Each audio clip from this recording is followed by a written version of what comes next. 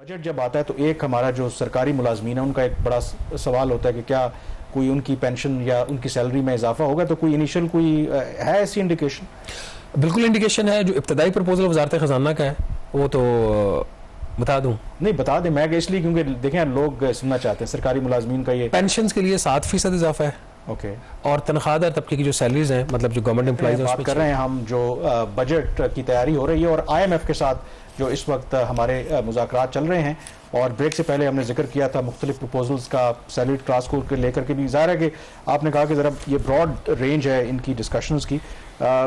एक और जो सेक्टर है ऑब्वियसली जो रियल एस्टेट का है, तो उसके हवाले से भी आपको पता है कि एक तो हुकूमत के ऊपर दबाव भी होता है बहुत से। इसके अंदर आपको पता है कि ऐसे लोग हैं जिनके इंटरेस्ट भी है इसके अंदर, और बिकॉज ऑफ हम IMF के प्रोग्राम में हैं और हमारे ऊपर दबाव भी है, एंड अदरवाइज भी ये बात बिल्कुल लेजिटमेट भी है कि यहाँ पर भी एक अनप्रोडक्टिव सेक्टर है, यहाँ पर भी टैक्स जो है इवेजन होती है।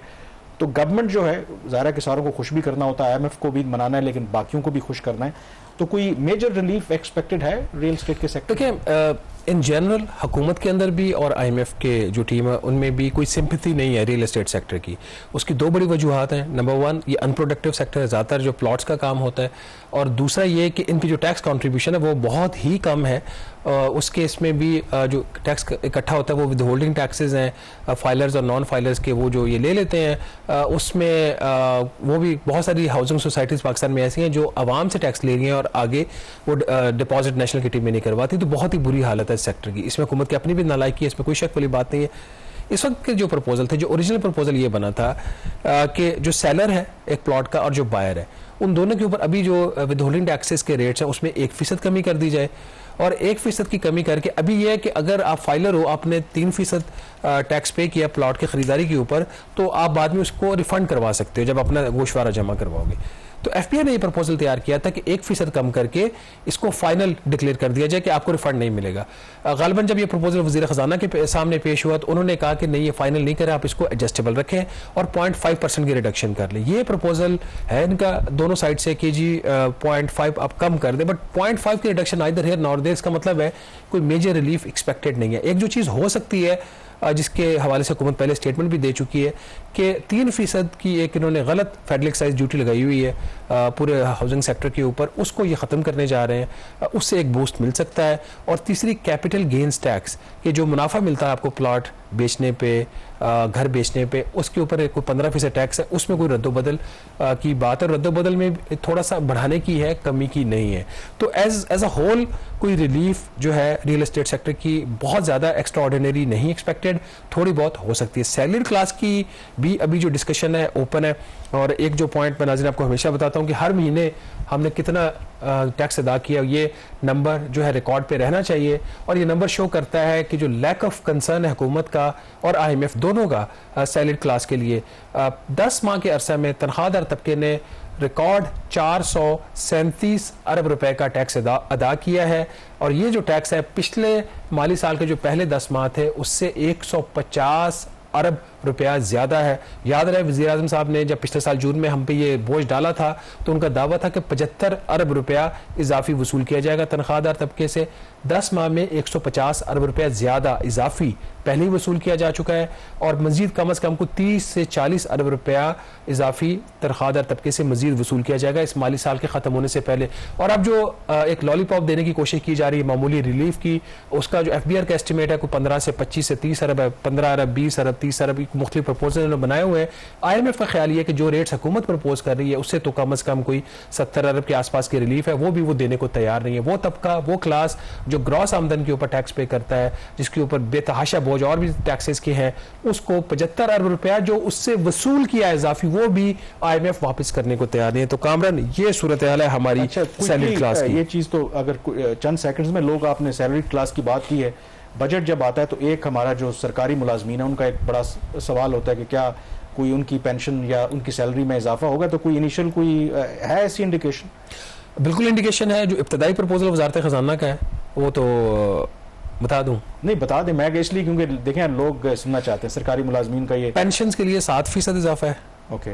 और तनख्वाहदार तबके की जो सैलरीज हैं, मतलब जो गवर्नमेंट एम्प्लॉइज हैं, उसमें 6% है। अच्छा। तो और इसकी जो बेस ये बता रहे हैं वजह कि इस दफ़ा महंगाई जो एवरेज है अभी भी 5.5% है और ईयरली इन्फ्लेशन रेट 0.3%, लेकिन मेरे ख्याल 10% की बात करेंगे, एक 10% के आसपास जो लास्ट टाइम भी हुआ था कंट्रोवर्शियल जो फैसला, जो पैकेज्ड मिल्क है जहां पर वो टैक्स लगाया था, तो उनके लिए उस फैसले के ऊपर कोई नजरसानी का है चांस? ये प्रपोजल डिस्कस हुआ, वज़ीर ख़जाना के लेवल पे डिस्कस हुआ, उसमें अभी 18% उस पर GST है, तो वहाँ पे प्रपोजल था कि 15% कर दें।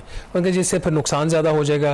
उन्होंने कहा जी वो तो सेक्टर तो पहले ही मरा हुआ इतना, जिसके ऊपर बोझ ज़्यादा, 20% उसकी नेगेटिव सेल हो गई है। फिर किसी ने कहा 17% कर दें, मतलब 1% रेट कम कर दें।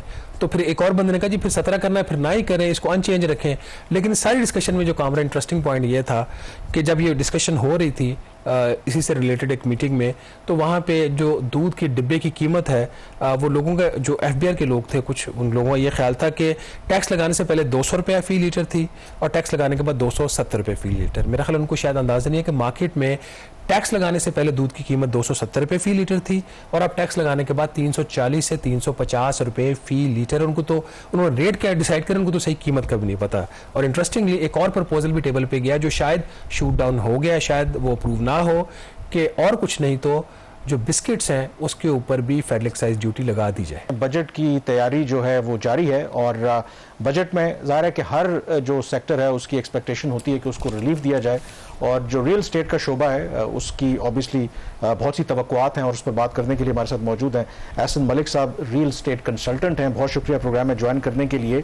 लगता है ये एहसन मलिक साहब की जो गवर्नमेंट है वो इस मूड में नहीं लगती कि बिकॉज हम IMF के प्रोग्राम में है कि कोई बहुत बड़ा रिलीफ जो है वो रियल स्टेट के सेक्टर को मिल सके। तो सबसे पहले तो आप क्या फील कर रहे हैं, क्या सेंस है आपकी कि वाकई को रिलीफ नहीं मिलने वाला, और नहीं मिलता तो कितना इम्पैक्ट होगा आपके सेक्टर पर? बिस्मिल्लाहिर्रहमानिर्रहीम। कामरान भाई, बात ये है अगर रिलीफ नहीं मिलता तो ऑलरेडी बात ये हो रही है कि कैपिटल फ्लाई होगा, लोग इन्वेस्टमेंट छोड़ के निकलेंगे यहाँ से, बिजनेसमैन कम्युनिटी। बट मैं नहीं समझता, क्योंकि जितना लाउडली फाइनेंस मिनिस्टर ने, औरंगजेब साहब ने, मेरी रिक्वेस्ट होगी अगर आपके एडिटर वो लगा दें क्लिप, जितना उन्होंने जोर दे के कहा, और चेयरमैन FBR ने कि हमने ओवर टैक्स किया है सेक्टर को, इसकी वजह से कैपिटल फ्लाई हुआ है और उसकी वजह से ट्रांजैक्शन कम हुई है, उसकी वजह से रेवेन्यू कम हुआ है। तो अगर वो दोबारा इसी चीज को फोकस कर रहे हैं, जैसे पिछले 2 दिन से मीडिया पे खबरें चल रही हैं कि हमने कैपिटल गेन टैक्स की परसेंटेज को बढ़ाना है, तो मुझे तो समझ नहीं आ रही। मतलब एक तरफ आप कहते हैं हम ट्रांजैक्शन टैक्स कम करना चाहते हैं, तो ये तो वही मिसाल नहीं होगी बगल में छुरी मुंह में राम राम। और मुझे ये फील है कि शायद FBR रियल एस्टेट या हाउसिंग और कंस्ट्रक्शन, इसका जो मर्जी नाम आप दे दें, उसका केस प्रॉपरली प्लीड ही नहीं कर पा रहा। वो IMF को इसके फिगर्स के बारे में एक्सप्लेन ही नहीं कर पा रहा कि इसमें कितना पोटेंशियल है। नो डाउट टैक्स की चोरी है इसमें, मुझे पता है शहबाज साहब ने एकदम इंटरप्ट करना था, बिल्कुल है, बट वो अगेन नालायकी है FBR की। अगर वहां से टैक्स कलेक्ट नहीं हो रहा या अगर 2 नंबर फाइलों का कोई काम हो रहा है तो वो गवर्नमेंट को रोकना चाहिए, और अगर नहीं रोक पा रही तो फिर हमसे असिस्टेंस ले ले, हेल्प ले ले।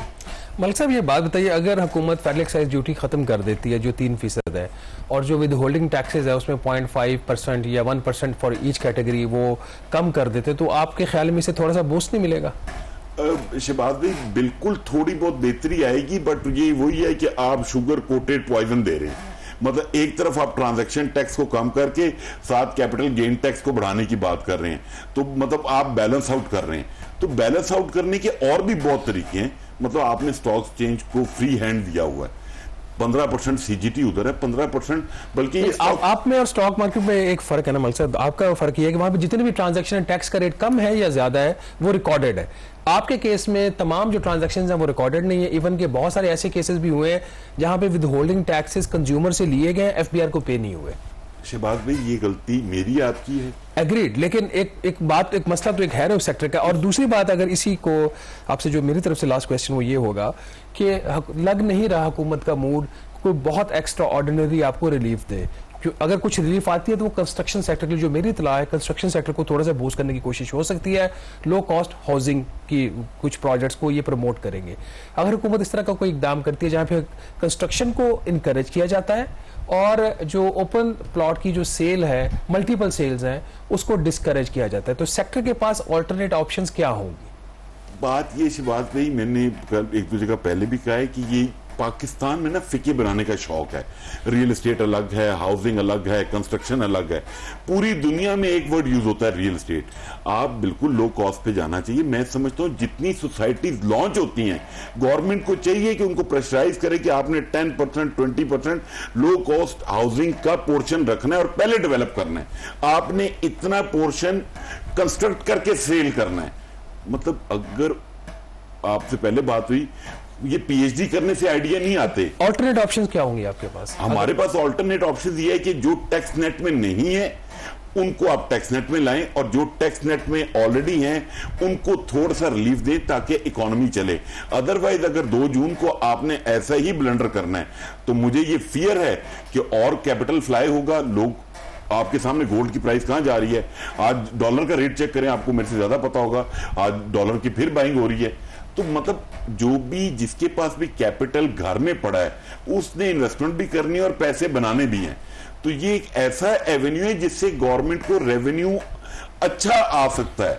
अब वो उसको कितना इन कैश कर पाते हैं ये गवर्नमेंट की एबिलिटी पे। चलें, लेट्स सी। एहसन मलिक साहब, आपने जो अपनी गुज़ारिशात पेश की हैं वो जो बजट बनाने वाले हैं वो देख रहे हैं और सुन रहे होंगे, और जो जेन्युइन जो रियल एस्टेट सेक्टर की डिमांड्स हैं उनको वो पूरा करेंगे। बिकॉज आफ्टर ऑल हमने अपनी मैशत को चलाना तो है, और रियल एस्टेट सेक्टर के बारे में कहा जाता है कि ये बड़ा जॉब इंसेंटिव जो है ना, इंटेंसिव जो है सेक्टर है, काफ़ी नौकरियां भी पैदा करता है, लेकिन जो प्लॉटों की खरीदो फरोख्त होती है, और ये भी कहा जाता है कि अनप्रोडक्टिव भी है, तो इसलिए गवर्नमेंट चाहती है कि जो भी सरमायाकारी हो, प्रोडक्टिव जो सेक्टर है उसमें हो। प्रोग्राम द रिव्यू से इतना ही। कामरान यूसुफ और शहबाज राना को इजाजत दीजिए।